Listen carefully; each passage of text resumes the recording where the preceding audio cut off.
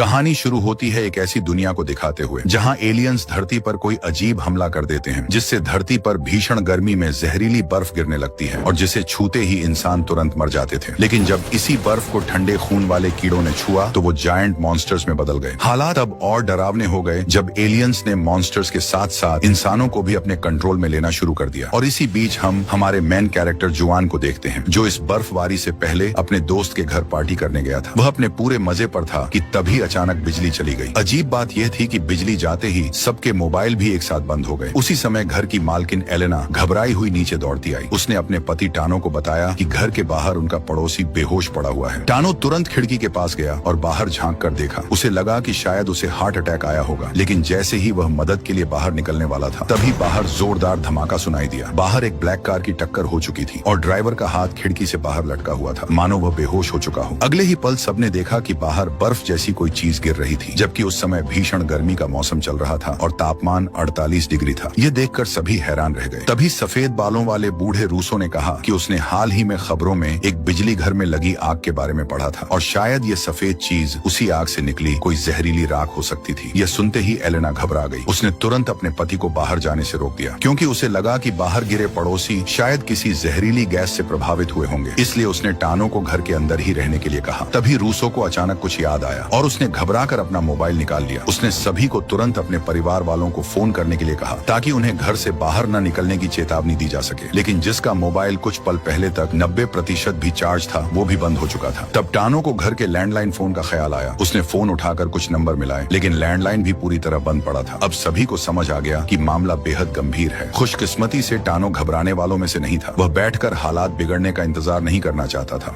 उसने तुरंत सबको काम पर लगा दिया और खिड़कियों दरवाजों के आसपास के सभी खुले हिस्सों को बंद करवाने लगा। इसी दौरान रूसो कुछ अजीब व्यवहार करने लगा। वह कुछ देर तक खिड़की के सामने खामोश खड़ा रहा। फिर उसने चुपचाप हैंगर से अपना कोट उतारा और पहनकर सीधे दरवाजे की तरफ बढ़ गया। दोस्तों ने उसे रोकने की कोशिश की, लेकिन उसने टानो को धक्का देकर गिरा दिया और गुस्से में बड़बड़ाते हुए कहा कि उसे अपने बच्चों के पास जाना है। लेकिन घर से बाहर निकलते ही वो भी अपनी मौत से नहीं बच पाया और एक और हादसा हो गया। कुछ देर तक कमरे में सन्नाटा छाया रहा और सभी दुखी होकर चुप बैठे रहे। लेकिन तभी घर के अंदर तेज दस्तक की आवाज गूंजने लगी। आवाज का पीछा करते हुए वे लोग बेसमेंट तक पहुंचे, जहां किसी महिला की मदद की पुकार सुनाई दे रही थी। इसके बाद टानो ने एक पुरानी अलमारी हटाई, जिसके पीछे लोहे का एक दरवाजा छिपा हुआ था। टानो ने बताया कि यह दरवाजा सीधे गैराज में खुलता है, लेकिन उसके पिता ने इसे उसके बचपन में ही बंद कर दिया था और तब से दशकों तक इसका इस्तेमाल नहीं हुआ था। टानो ने बाहर खड़ी महिला से पूछा कि वह उनके गैराज में कैसे पहुंची। महिला ने बताया कि उसका नाम इंगा है और वो पड़ोस में डिलीवरी करने आई थी। जब उन्होंने दरवाजा खोलकर जांच की तो इंगा सामान्य लगी और बाहर उसकी गाड़ी भी मौजूद थी। तब जाकर उन्होंने उसे अंदर आने दिया, लेकिन तभी जुआन उस रास्ते से आगे बढ़ा और उसे घर से बाहर निकलने का दूसरा रास्ता मिल गया। वह सुरंग जैसी गली पार करके टानो की वर्कशॉप तक पहुंच गया, जहां कई कारें खड़ी थी। जुआन को लगा कि अगर वह कार में बैठेगा तो शायद जहरीली बर्फ से बच जाएगा, लेकिन कार में बैठते ही उसकी उम्मीद टूट गई, क्योंकि कोई भी कार स्टार्ट ही नहीं हो रही थी। तब मैकेनिक टानो ने हालात का अंदाजा लगाते हुए कहा कि इस बर्फ में शायद बेहद शक्तिशाली इलेक्ट्रोमैग्नेटिक पल्स मौजूद है, जिससे सभी इलेक्ट्रॉनिक सिस्टम ठप हो चुके हैं। हालांकि इसकी असली वजह क्या थी यह कोई नहीं जानता था। टानो के मुताबिक यह किसी सोलर स्टॉर्म या परमाणु विस्फोट का असर भी हो सकता था। वे लोग इसी बारे में चर्चा कर रहे थे कि तभी जुआन की नजर खिड़की के बाहर गई। सामने वाले पड़ोसी के घर में अचानक रोशनी जल उठी थी। जुआन ने तुरंत हाथ हिलाकर उसे चेतावनी देने की कोशिश की कि वह किसी भी हालत में खिड़की न खोले, लेकिन इतनी दूरी से उसकी आवाज सुनाई देना नामुमकिन था। तब टानो ने एक तेल वाला लैंप उठाया और उसे खिड़की के सामने हिलाकर इशारा करने लगा, लेकिन पड़ोसी ने शायद कुछ और ही समझ लिया और उसने सीधे खिड़की खोल दी। अगले ही सेकंड उसकी वहीं खिड़की पर मौत हो गई। फिर उसकी पत्नी दौड़ती हुई वहां आई, लेकिन वह भी खिड़की के पास आते ही बेजान हो गई। यह सब देखकर जुआन के मन में डर बैठ गया, क्योंकि उसकी बेटी क्लारा रोज सुबह जल्दी उठकर दौड़ने जाती थी और उसे हर हाल में सूरज निकलने से पहले क्लारा तक पहुंचना था। दोस्तों ने उसे काफी देर तक समझाने की कोशिश की,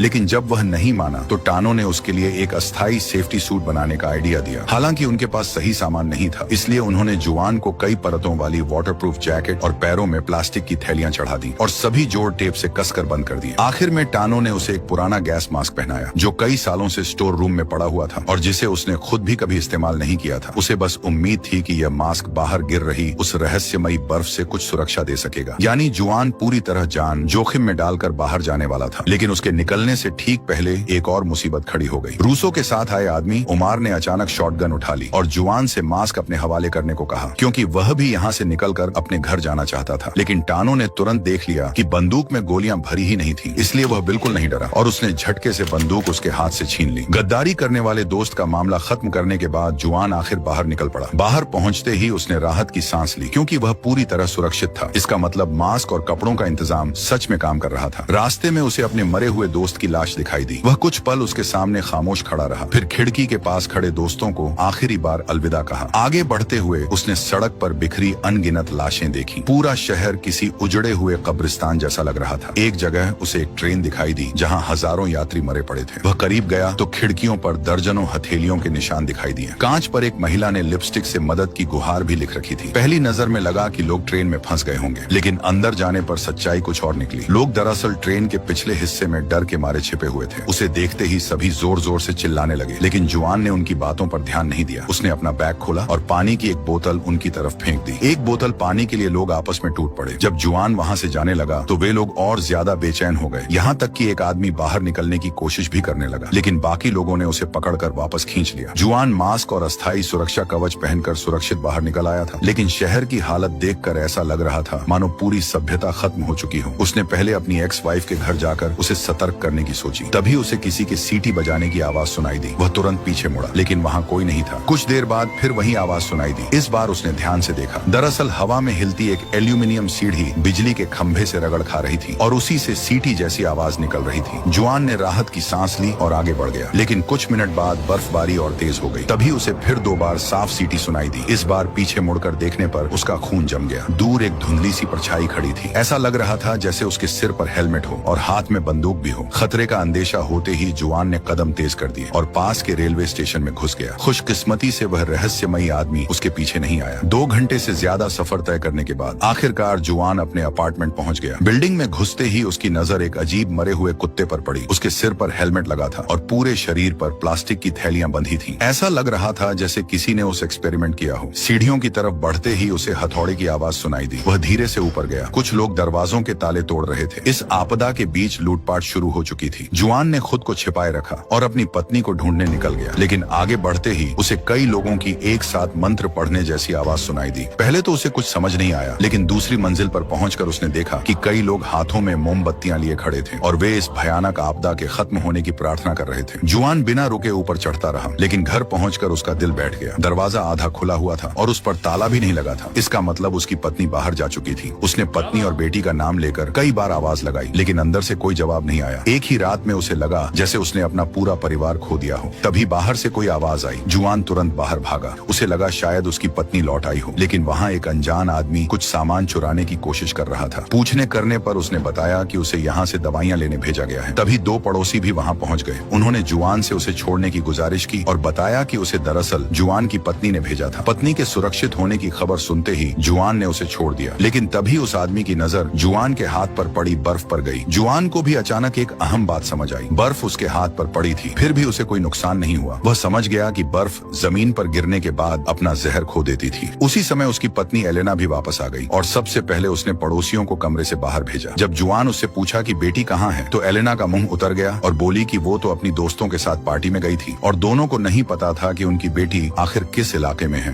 कुछ देर सोचने के बाद जुआन को एक उपाय सूझा। उसने एलेना से बेटी की सहेली का नाम पूछा। एलेना ने तुरंत नाम बता दिया। तब जुआन ने फैसला किया कि वह बेटी के स्कूल जाएगा, शायद वहाँ से सहेली का पता मिल जाए। लेकिन जैसे ही उसने दरवाजा खोला, पूरी बिल्डिंग के बचे हुए लोग उसके सामने जमा हो गए। सब जानना चाहते थे कि वह बाहर जाकर जिंदा कैसे लौट आया। जुआन ने उन्हें मास्क और पूरे शरीर को ढकने वाला तरीका बताया। जब लोगों की जिज्ञासा शांत हो गई तो वह भीड़ को चीरकर आगे बढ़ने लगा, लेकिन तभी एक गंजे आदमी ने उसका रास्ता रोक लिया। उसने बताया कि इमारत में पानी खत्म हो चुका है और अब उन्हें जुआन का मास्क चाहिए ताकि कोई बाहर जाकर पानी ला सके। देखते ही देखते बाकी लोग भी उसके खिलाफ हो गए। हर कोई उसे समझाने और धमकाने लगा। सब कह रहे थे कि उसे सबकी भलाई के लिए मास्क देना होगा। जुआन समझ गया कि बिना कुछ किए वह यहाँ से नहीं निकल पाएगा, इसलिए उसने धीरे से अपना बैग खोला, लेकिन मास्क निकालने के बजाय एक पिस्तौल बाहर निकाली। बंदूक देखते ही भीड़ पीछे हट गई और इसी मौके का फायदा उठाकर जुआन एलेना के साथ वहाँ से निकल गया। इसके बाद जुआन और एलेना दूसरी मंजिल के एक कमरे में छिप गए, लेकिन बाहर जमा लोग दरवाजा तोड़ने पर उतर आए और लगातार उस पर जोर जोर से वार करने लगे। आखिरकार जुआन ने अपना मास्क एलेना को पहना दिया और उसे खिड़की के रास्ते स्कूल जाने को कहा, क्योंकि अब बेटी को ढूंढना सबसे जरूरी था। एलेना के निकलते ही दरवाजा टूटने की कगार पर पहुंच गया और तभी जुआन ने एक प्लास्टिक बैग उठाया, जैसे उसके दिमाग में कोई खतरनाक प्लान आ गया हो। अगले ही पल दरवाजा टूटकर खुल गया, लेकिन जुआन ने एक हाथ में प्लास्टिक बैग पकड़ा और दूसरे हाथ में कुर्सी उठाकर सीधे खिड़की के शीशे पर दे मारी। कांच टूटते ही कमरे में मौजूद लोग घबरा गए और भाग खड़े हुए, जबकि जुआन ने फौरन प्लास्टिक बैग अपने सिर पर चढ़ाया और खिड़की से कूदकर नीचे खड़ी कार पर जा गिरा। वह किसी तरह बिल्डिंग से बाहर निकल गया, लेकिन कुछ ही कदम चलते ही उसकी सांसें धीमी होने लगी और वह सड़क पर गिर पड़ा। लेकिन अगले ही पल उसकी आंख खुली और उसने खुद को एक कार के अंदर बैठा हुआ पाया। उसके सामने दो लोग फायर फाइटर की यूनिफॉर्म और मास्क पहने उसे घूर रहे थे, जिससे उसे लगा कि शायद उसे बचा लिया गया है। फिर ड्राइवर ने अपना मास्क उतारा और सामने उसका दोस्त टानो निकला, जबकि एलेना भी आगे वाली सीट पर बैठी थी। उसने बताया कि रास्ते में उसकी मुलाकात टानो से हुई थी और फिर दोनों वापस जाकर उसे ढूंढ कर ले आए। लेकिन सबसे बड़ा सवाल यह था कि जब सारी इलेक्ट्रॉनिक चीजें बंद हो चुकी थीं, तो यह कार आखिर चल कैसे रही थी। तब टानो ने बताया कि जुआन के जाने के बाद उसने प्लास्टिक की बोतल से एक देसी मास्क बनाया और बाहर खाने पीने का सामान जुटाने का फैसला किया। जब डिलीवरी गर्ल अपनी साइकिल लेकर आई तो सबने एक अजीब चीज नोटिस की कि बाकी सभी इलेक्ट्रॉनिक डिवाइसेस बंद थे, लेकिन साइकिल की लाइट अब भी जल रही थी। टानो ने तुरंत बल्ब निकाल कर देखा और पाया कि वह साधारण फिलामेंट वाला बल्ब था। ये देख वो तुरंत गैराज में पड़ी एक पुरानी कार के पास गया और जैसा कि उसने सोचा था, ये कार भी चालू हो गई, जिसका मतलब था कि इस शॉक वेव ने सिर्फ नए जमाने की इलेक्ट्रॉनिक्स मशीनों को ही खराब किया था। कार से वो तुरंत फायर स्टेशन पहुंचा और वहां से यूनिफॉर्म और जरूरी सामान जुटाया। वहीं उसकी मुलाकात एलेना से हुई और दोनों मिलकर उसे बचाने निकल पड़े। हालांकि जब जुआन ने बेटी को ढूंढने के लिए कार मांगी तो टानो ने साफ मना कर दिया। उसी दौरान खिड़की के पास खड़े एक दोस्त ने बाहर कुछ अजीब देखा और सभी तुरंत देखने पहुंच गए। उन्होंने देखा कि कोई व्यक्ति धीरे धीरे उनकी तरफ बढ़ रहा था और अगर वह सिर्फ गुजर रहा होता तो चिंता की बात नहीं थी, लेकिन कुछ मिनट बाद वह सीधे टानो के गैराज में घुस गया, जिससे सभी सतर्क हो गए। उसे पकड़ने के बाद पता चला कि वह इलाके की हार्डवेयर दुकान का मालिक था। उसने बताया कि कुछ पुराने मॉडल की गाड़ियां अब भी स्टार्ट हो रही थीं और वह रास्ते भर ऐसी ही गाड़ियों की तलाश कर रहा था। ये जानकारी मिलते ही जुआन और उसकी पत्नी बेटी की तलाश में स्कूल के लिए निकल पड़े। रास्ते में उन्हें एक कार मिली, लेकिन कई कोशिशों के बाद भी वह स्टार्ट नहीं हुई। वे पैदल आगे बढ़ने ही वाले थे कि बाहर कुछ अजीब लाइट्स दिखाई दी और दोनों तुरंत सीट नीचे करके छिप गए। कुछ ही देर में एक बड़ा ट्रक उनके पास आकर रुक गया, लेकिन कार की खिड़कियों पर जमी मोटी बर्फ की परत ने उन्हें छिपाए रखा। सुबह होने तक वे आखिरकार स्कूल पहुंच गए और वहां एलेना को स्टूडेंट्स की एक ग्रुप फोटो मिली। उसने तुरंत बेटी की दोस्त को पहचान लिया और जुआन से आसपास कोई गाड़ी ढूंढने को कहा, जबकि वह रिकॉर्ड रूम में एड्रेस तलाशने निकल गई। उसने एड्रेस ढूंढना शुरू ही किया था कि तभी अचानक बाहर से एक तेज धमाका सुनाई दिया और उसे लगा कि शायद जुआन वापस आ गया है। लेकिन कई बार आवाज देने के बाद भी कोई जवाब नहीं मिला, जिससे उसका शक और बढ़ गया। हाथ में कुल्हाड़ी लेकर वह सावधानी से आगे बढ़ी और एक खिड़की के पास पहुंची, जहां बाहर कुछ लड़कों की लाशें पड़ी दिखाई दी। इसी बीच उसे फिर किसी के खटखटाने की आवाज सुनाई दी और वह आवाज का पीछा करते हुए लड़कों के वॉशरूम तक पहुंच गई। वहां एक केबिन का दरवाजा लकड़ी से फंसा हुआ था। उसने ऊपर चढ़कर अंदर झांकने की कोशिश की तो उसे एक चश्मा पहने लड़का दिखाई दिया। उसने उससे बात करने की कोशिश की, लेकिन लड़का कुछ सुनने को तैयार नहीं था और लगातार गालियां दिए जा रहा था। तभी जुआन भी वहां पहुंच गया और दोनों ने मिलकर उसे बाहर निकाला। बातचीत में पता चला कि उसका नाम बारो था और पिछली रात कुछ लड़कों ने उसे परेशान करके टॉयलेट में बंद कर दिया था। उसे अभी बाहरी दुनिया में हुई तबाही के बारे में कुछ भी पता नहीं था। जुआन ने पूरी स्थिति समझाने की कोशिश की, लेकिन शुरुआत में बारो ने उसे पागल समझ लिया। फिर जब उसने बाहर उन लड़कों की लाशें देखी जिन्होंने उसे बंद किया था, तब जाकर उसे सच पर यकीन हुआ। बारो को बचाने के बाद उन्हें एक और अहम सुराग मिला,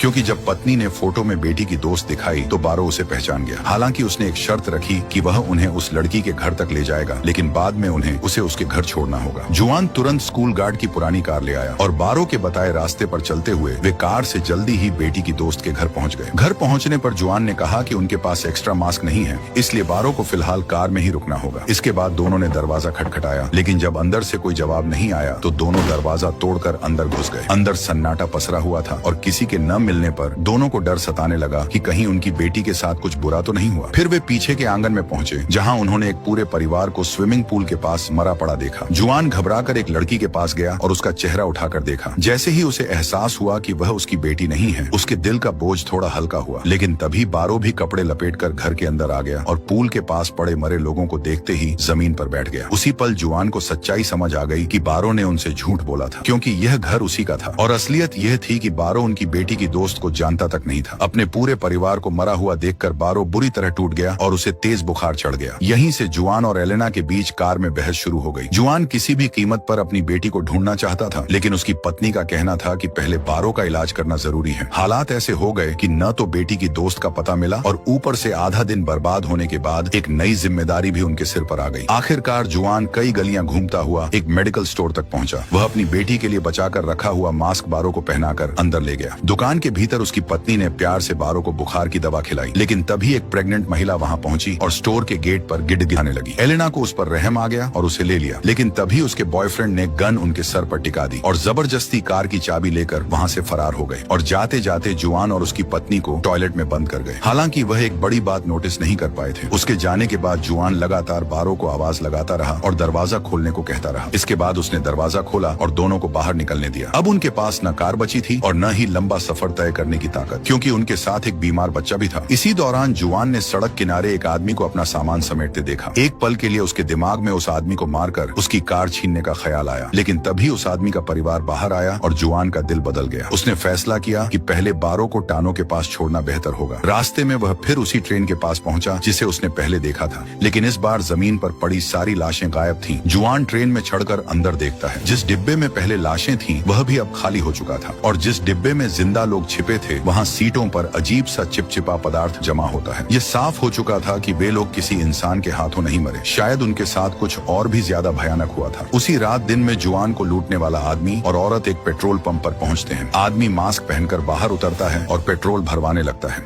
जबकि औरत गाड़ी में बैठकर म्यूजिक पर झूम रही होती है। तभी आदमी के पीछे से अजीब सी सरसराहट की आवाज आती है। वह टॉर्च जलाकर पीछे देखता है। अगले ही पल वह किसी चिपचिपे पदार्थ में फंसकर मर जाता है। उधर गाड़ी में बैठी औरत अब भी मस्ती में सिर हिला रही थी। तभी उसे गाड़ी जोर से हिलती हुई महसूस होती है। वह सोचती है कि शायद उसका बॉयफ्रेंड मजाक कर रहा है, लेकिन उसे नहीं पता होता कि मौत उसके बिल्कुल सामने खड़ी है। अगली सुबह जुआन लड़के से पता लेकर अपनी बेटी को खोजने अकेले निकल पड़ता है। दोस्त टानो उसे रोकने की कोशिश करता है और कहता है कि ऐसा करना बहुत खतरनाक है, जीवित बचने की संभावना बेहद कम है। जुआन किसी बहाने में नहीं पड़ता और बस सीधे पूछता है कि क्या वह उसकी कार इस्तेमाल कर सकता है, लेकिन टानो नहीं मानता। इसी वजह से दो दोस्तों के बीच झगड़ा भी हो जाता है। इसके बाद जुआन पैदल निकल पड़ता है। उसे अपनी बेटी तक पहुंचने के लिए 17 किलोमीटर दूर जाना था। अगर वह बिना रुके लगातार पैदल चले तो भी यह आधे दिन का सफर था। चलते चलते उसने रास्ते पर एक लाल पुरानी कार देखी। जब कार करीब आई तो देखा कि यह वही टानो की कार थी। थोड़ी बातें हुई और पुराने दोस्त की दोस्ती फिर से मजबूत हो गई। अब उनकी नई और भी ज्यादा डरावनी यात्रा शुरू हो चुकी थी। रास्ते का माहौल बहुत ही अजीब था। शुरुआत से अंत तक उन्होंने कोई लाश नहीं देखी, लेकिन जमीन पर टूटी फूटी कार के पुर्जे बिखरे पड़े थे। थोड़ी देर बाद उनकी पुरानी कार रुक जाती है। सामने की सड़क सैकड़ों गाड़ियों से बंद थी और उनकी हालत देख ऐसा बिल्कुल भी नहीं लग रहा था कि ये इंसानों ने किया है। जैसे ही वे दूसरा रास्ता तलाशने लगते हैं, दूर से इंजन की गड़गड़ाहट सुनाई देती है और जल्दी ही सैनिकों से भरे दर्जनों ट्रक धीरे धीरे गुजरते हैं। उनके सामने खड़े अधिकारी ने उन्हें देखा और चेतावनी दी कि शहर अभी मिलिट्री की घेराबंदी में है। अगर वे वापस नहीं लौटेंगे तो उन पर भी गोली चला दी जाएगी। बड़ा फौजी काफिला गुजरने के बाद जुआन ने उनके पीछे पीछे चलने का फैसला किया, लेकिन यह साहसिक कदम जल्दी ही सैनिकों के ध्यान में आ गया और उन्होंने उन पर गोलीबारी शुरू कर दी। अचानक बर्फ पर गाड़ी फिसलती है और टानो की कार पलट जाती है। इसी बीच पुल के दूसरी तरफ अजीब आवाजें आती हैं। अचानक विशालकाय एलियन कीड़े वहां दिखाई देते हैं। उनकी संख्या इतनी ज्यादा थी कि सैनिक भी उनका सामना नहीं कर पाए और एक एक करके उनका शिकार बनते जा रहे थे। ये कीड़े भली भांति छोटी कार्स के बराबर थे। उनके कड़े कवच में इंसानी गोली का कोई असर नहीं होता। जुआन दूर से सब देख रहा था। किसी ने सोचा भी नहीं था कि यह एलियन हमला होगा। कीड़े हटने के बाद जुआन और टानो सावधानी से बाहर निकलते हैं और सैनिकों के गिरे हुए हथियार उठा लेते हैं। उन्होंने जल्द से जल्द वहां से निकलने की सोची। तभी शहर के चौक पर उन्हें बड़े बड़े घोंसले दिखते हैं। सोचने का समय भी नहीं था कि आगे से तेज कीड़ों की आवाज सुनाई देती है। दोनों जल्दी से एक कोने में छिप जाते हैं। जल्दी ही उन्होंने देखा कि एक विशालकाय कीड़ा एक लाश को खींचकर नीचे ले जा रहा है। यह दृश्य देखकर दोनों ओर तेजी से पीछे हटने लगे, लेकिन टानो फिसलकर दीवार से टकरा जाता है और आवाज से चारों तरफ का सन्नाटा टूट जाता है। नीचे से कीड़ों की सरसराहट सुनाई देती है। इस खतरे के बीच जुआन ने तुरंत एक गोली चलाकर कीड़े के सिर को भेद दिया और चमत्कारिक रूप से उसे मार दिया, लेकिन अभी भी राहत नहीं मिली। जमीन जोर से हिलने लगी और तभी पास में एक आदमी उन्हें बुलाता दिखा। जुआन और टानो तुरंत डर के मारे उसकी तरफ भागे। पीछे से अजीब आवाजें और भी तेज होती जा रही थी। पता चलता है कि कीड़े अब मरे हुए कीड़ों को खा रहे हैं।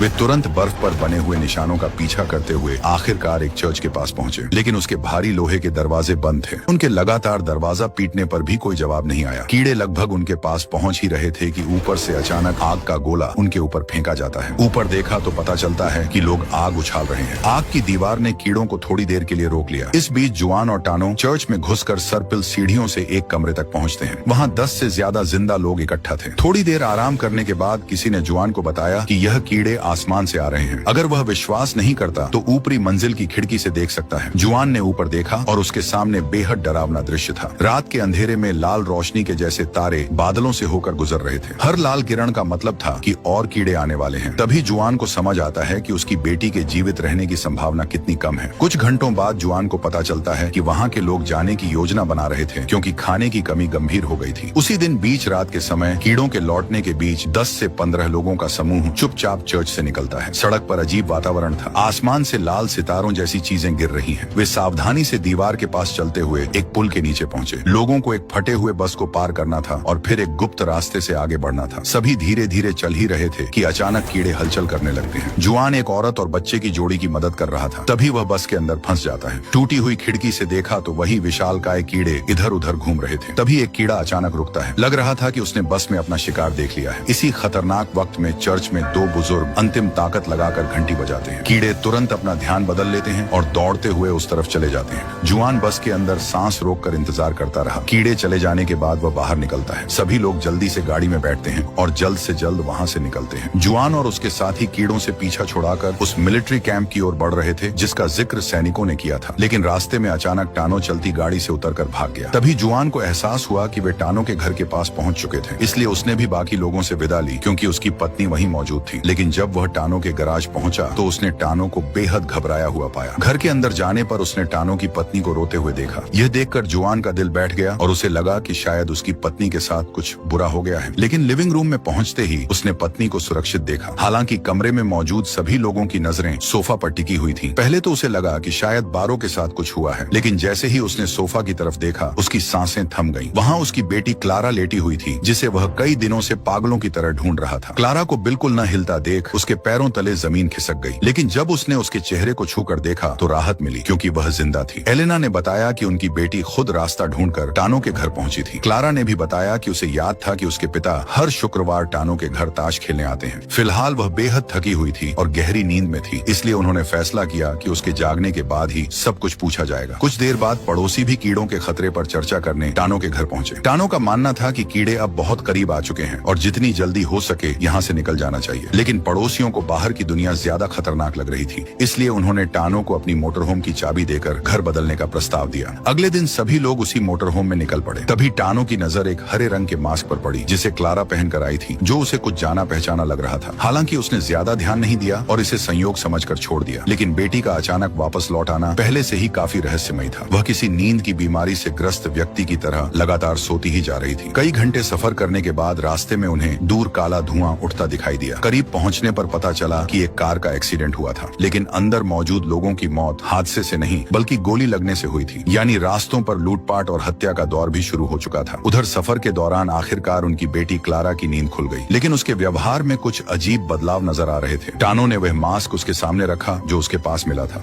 मगर क्लारा ने मास्क को देखा और कहा कि उसे इसके बारे में कुछ भी याद नहीं है। उसे यह तक याद नहीं था कि उसने कभी मास्क पहना था और न ही यह कि वह वापस वहां तक कैसे पहुंची। हालांकि जुआन की पत्नी ने कहा कि जब वह सुरक्षित लौट आई है तो ज्यादा सवाल पूछने का कोई फायदा नहीं है, और यही सोचकर जुआन और टानो ने भी बात आगे नहीं बढ़ाई। कुछ देर बाद उन्हें एक बड़ा शॉपिंग मॉल दिखाई दिया जिसके बाहर काफी लोग जमा थे। वे सावधानी से उसकी तरफ बढ़े और तय किया कि अगर जरा भी खतरा लगा तो तुरंत वापस लौट जाएंगे। लेकिन पास पहुंचते ही उन्होंने चर्च में मिले कुछ लोगों को पहचान लिया। बातचीत में पता चला कि बड़ी संख्या में बचे हुए लोग इसी मॉल में शरण लिए हुए हैं और यहाँ इतना राशन मौजूद था कि कई हफ्तों तक आराम से गुजारा हो सकता था। उन्होंने भी आज रात यही रखने का फैसला किया, लेकिन अब कुछ बिल्कुल अलग होने वाला था। अगली सुबह जुआन ने देखा कि मॉल के सभी लोग बाहर की तरफ भाग रहे हैं। वह भी उनके पीछे गया और तभी उसे पता चला कि कई दिनों से बरस रही जहरीली बर्फ आखिरकार रुक चुकी थी। लोग खुशी से झूम उठे, लेकिन टानो के चेहरे पर चिंता साफ दिखाई दे रही थी। उसने एक कंपास निकालकर दिखाया कि कुछ बहुत गलत है। कंपास के मुताबिक अब पृथ्वी के मैग्नेटिक पोल्स पूरी तरह उलट चुके हैं। इससे साफ था कि दुनिया अभी भी सामान्य नहीं हुई थी। अब देखना यह होगा कि जो एलियंस और मॉन्स्टर्स अभी भी इस दुनिया में बच रहे हैं, उनसे इंसानियत सरवाइव कैसे करेगी। और उसके लिए कमेंट में पार्ट 2 जरूर लिख देना।